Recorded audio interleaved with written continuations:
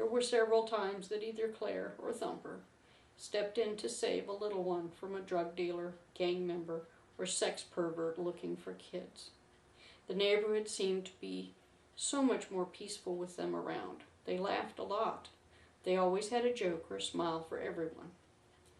Thumper was the most outgoing. It seemed hard for Clair to be around people for too long. I think my bookstore became her safe place. She always treated books with respect. I quit worrying about the theft when she tackled, single-handedly, a shoplifter. I offered a reward. She refused it, saying that she had done it because it was wrong to steal.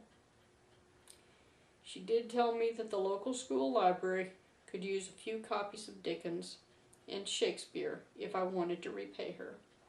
This was because the budget for the school had been cut again. I was amazed at her broad knowledge. A comment by me brought the first sad look I had ever seen from her that day. It broke my heart. I told her that she should be in school, that she was definitely college material. It was the most open she had ever been with me. She had been called learning disabled by the school she had attended. She spit out the words that named the labels the school had used for her. She told me that she and Thumper had met at school, just as these labels were being diagnosed. When they were told that they would be fixed up with some medication to make them more socialized, they planned to get away. The first dose was forced on them that evening. They tongued the dose of medicine to fool their parents. Then they spat it out when their parents' backs were turned. They were most hurt by the agreement of their parents listening to experts instead of their own kids. They felt that they were lucky.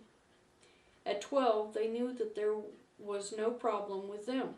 Some kids were not so lucky.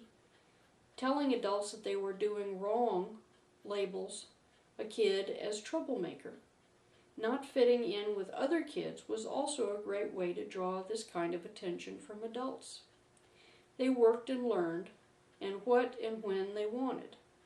She told me that they help people see how to be better. When I asked, "But who takes care of you?" her smile came.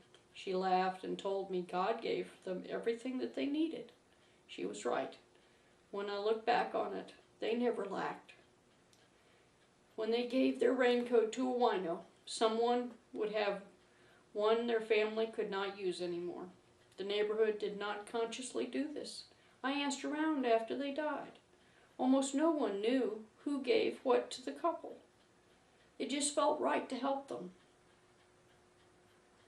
After soft talks with Clair and Thumper, people who were mentally ill would get back on their meds, or get off of them if the meds were hurting them.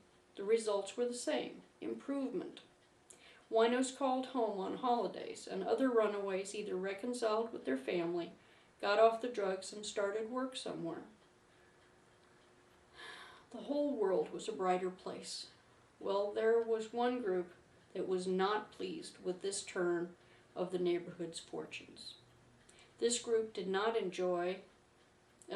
find joy in the couple's presence. The drug dealers were losing lots of clients and money. They definitely were in a shrinking market with fewer customers. One by one, people quit buying drugs. It did not help that Thumper kept singing Amazing Grace with all sorts of variations just across the street from a drug handoff market. For some reason, his joy of singing made people walk away instead of buying their usual. The dealers beat them up several times. Clair and Thumper would always file a report with the cops, but nothing was ever done about it. The cops were probably just not interested in the small-time dealers and their victims. A couple of dealers quit dealing after Clair scolded them. She did it in private, of course, not to offend their macho upbringings. The remaining dealers got more and more angry. The beatings got worse. I was so old and afraid, I never intervened. I should have.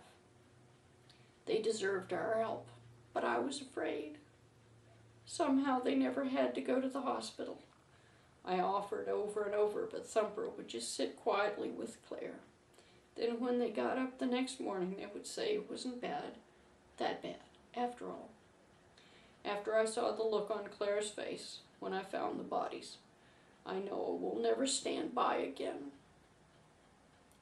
What never got in the police reports was how bad a beating these two had endured before their suicides. I had never seen them sitting separately unless they were ministering to a kid.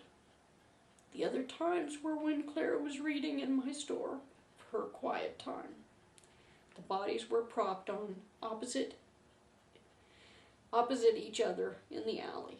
I tried to tell the police that this would never have happened. I also tried to tell them that this couple had a joy of life that ruled out suicide as well. Even the police were unnerved by the smiles on both battered and torn faces. I was happy that they were with God again. I knew then that if they were not angels, they should have been.